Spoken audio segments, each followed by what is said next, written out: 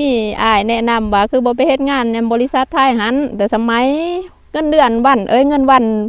นละ20,000สมัยนั้นแต่2010กีบแม่นแต่2010ประมาณ30 บาท วันหนึ่ง30 บาทก็เลยปีนั้นจือว่าปี2010ค่าแรงงานวันหนึ่ง30 บาท20,000กีบแต่ก็เห็นว่า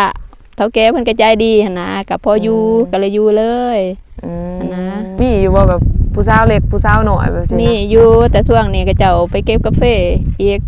คันว่าอยากเห็นผู้สาวเล็กๆผู้สาวน้อยนี่มาช่วงเขาปิดเทอมเด้อมาช่วงปิดเทอมหลายว่าติแม่นไปเก็บกาแฟแน่แล้วก็ไปถอนมันสับปะหลังแน่ช่วงแสดงว่าสนิทมากบ่ถือช่วงว่าแล้วจังมายามนั้นอีกจังเห็น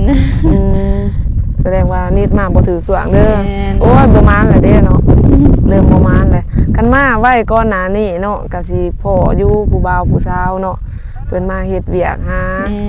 าเงินทางนี้นะเด้มาเสียหญ้าเสียยุงเนาะกับผู้บ่าวยังนี่กับผู้บ่าวยัง2ยังสาวนึงบ่ยังผู้บ่าวใส่แล้วผู้สาวอยู่ใส่แล้วผู้สาวอยู่พุ่นกับลุงบนบ่เห็นหอดหัวผู้ใดเห็นแต่หัวหน่อยนึงผู้สาวเด้อเห็นแต่หัวอยู่เบาแต่ว่าบ่ได้พูดเขาไปดอก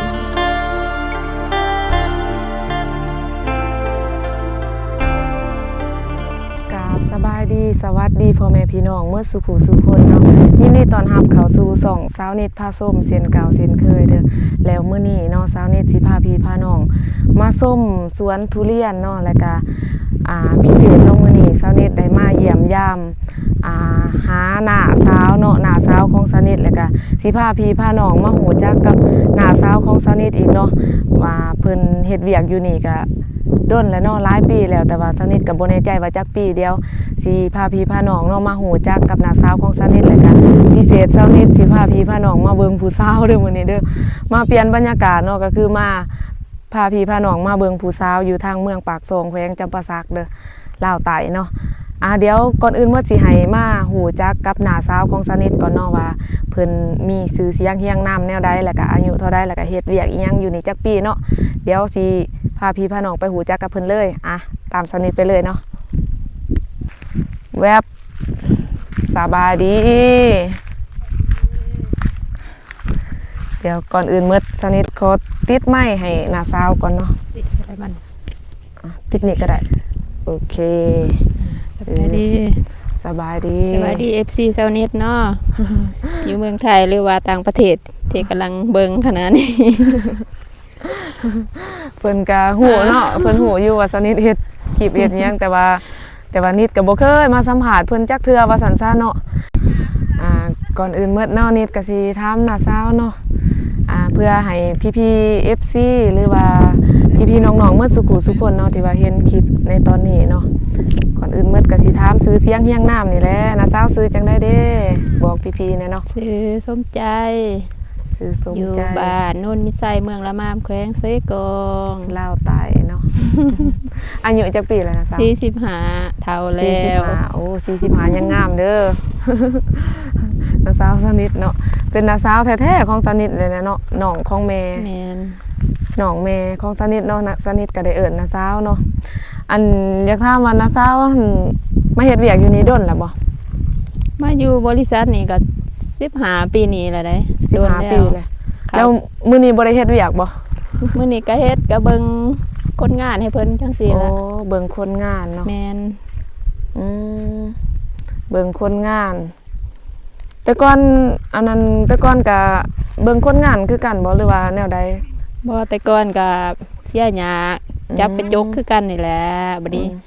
เฒ่าแก่เพิ่นเห็นว่าเฮาอยู่ดนเนาะเพิ่นก็ว่าเฮาก็เฒ่าแน่เพิ่นก็อีต้นเลยว่ามาเบิ่งย่างเบิ่งคนงานให้เพิ่น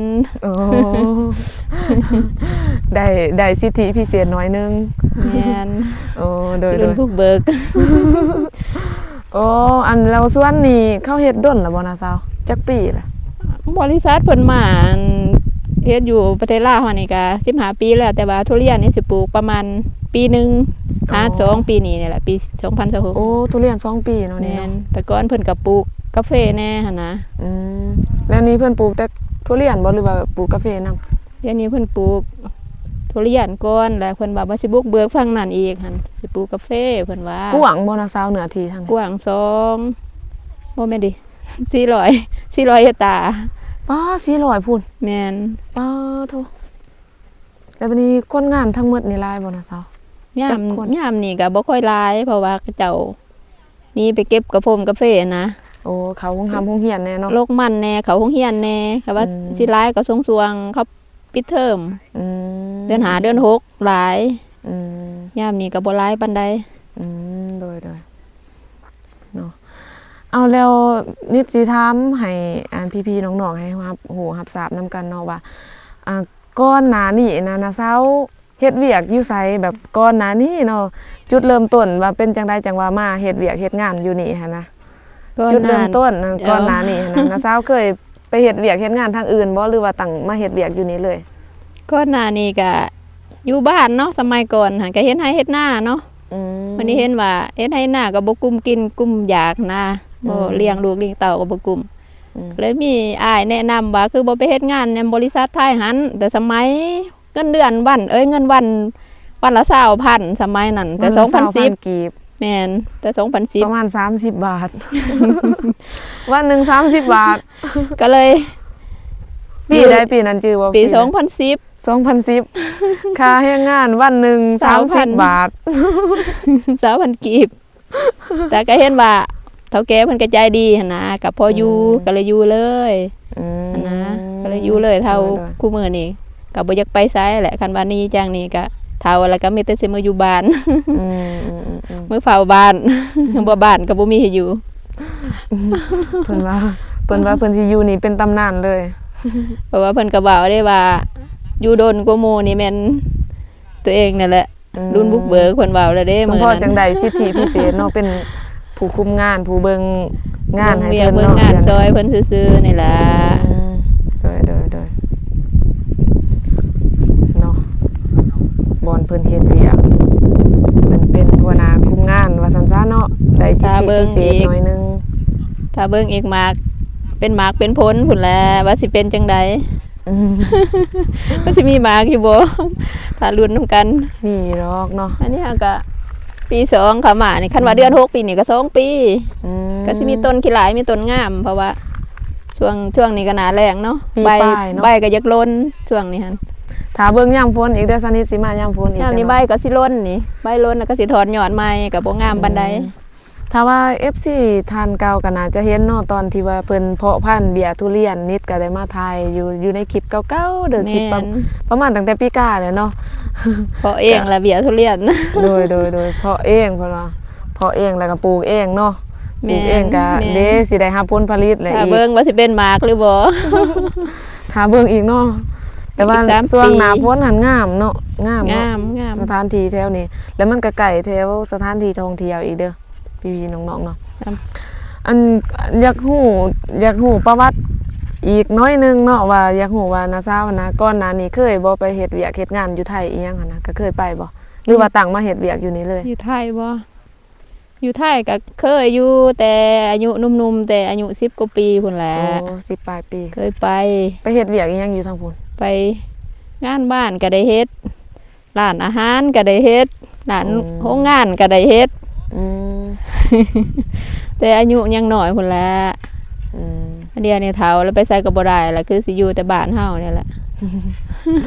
ไปใส่มาใส่ยากแล้วเนาะ ไปยากแล้ว ขนาดสนิทอายุ30มันก็ยังอยู่แหล้วเนาะ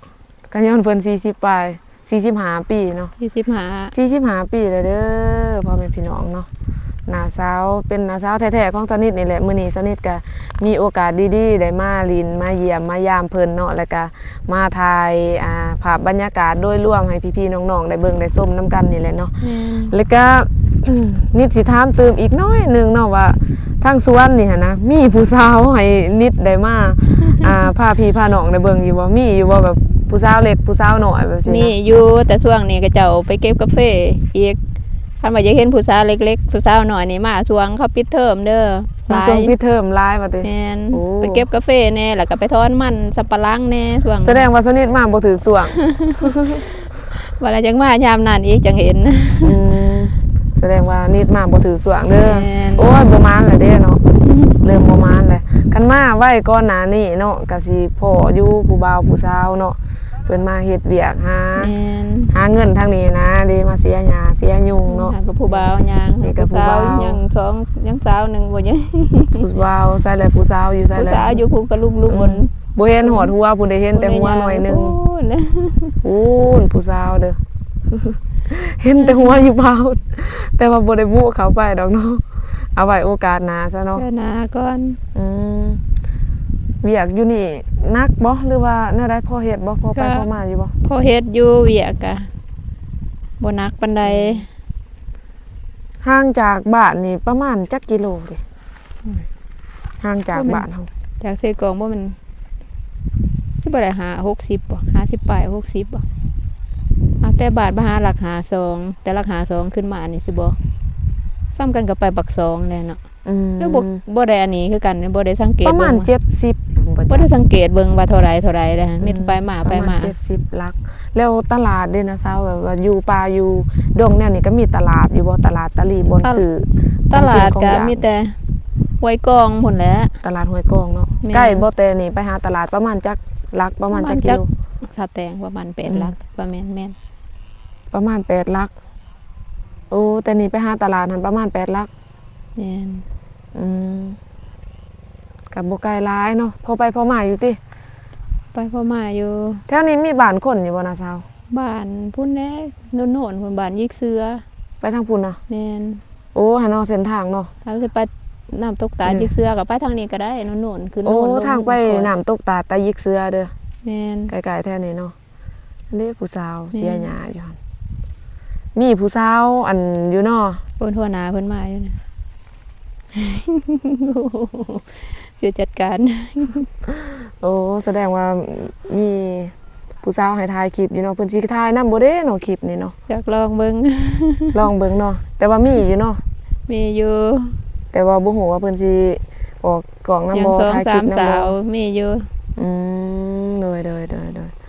อันสภาพบรรยากาศมื้อนี้ก็ดีพ่อแม่พี่น้องเอ้ย แม่น บ่แดดบ่ฝนมีแต่ลม บ่อยๆหน่อยนึงเนาะเอาแล้วมีแต่สำหรับคลิปนี้ก็สิบ่มีหยังหลายเนาะก็พาพี่พาน้องมาเบิ่งสาวรุ่นใหญ่ สาวรุ่นใหญ่ก่อนเดี๋ยวจังหน่อยจังพามาเบิ่ง เมื่อ สาว ไม้ รุ่น มา น้ เบิ่ อง ย สาวรุ่นหน่อย มีอยู่เนาะผู้แซ่ผู้สาวโอเค มี ไปขอถ่ายคลิป โอเค ถ่ายอันนั้นได้อยู่ติเนาะ ได้อยู่ ได้อยู่เนาะโอเค แม่ เดี๋ยวสิขอไปถ่ายคลิปผู้สาวอันนั้นในสวนของเพิ่นเด้อสำหรับคลิปนี้นิดก็สิได้ขอบใจทางน้าสาวของสนิทเนาะที่ว่ามาเข้ากล่องเข้าคลิปนำมื้อนี้เนาะ ขอบใจคือกันใช่ เฒ่าแก่มากแล้วว่าติ ตะแกมากเลย เอาแล้วพอกันใหม่อีกเนาะมาพอเดี๋ยวสิพาไปหาผู้สาวอีกเนาะเพิ่นกำลังเฮ็ดอีหยังได้ทางนั้น เพิ่นเบิ่งอัน มีอยู่เนาะผู้สาวเดี๋ยวตอนนี้สิพาไปหาผู้สาวเด้อมาฝากพี่ๆน้องๆเนาะโอเคแล้วสำหรับคลิปนี้เนาะสนิทก็สิได้ขอตัวจบไปเพียงเท่านี้เนาะแล้วพอกันใหม่ในคลิปต่อไปเด้อสำหรับคลิปนี้สิได้ขอกล่าวคำว่าขอขอบใจบ๊ายบาย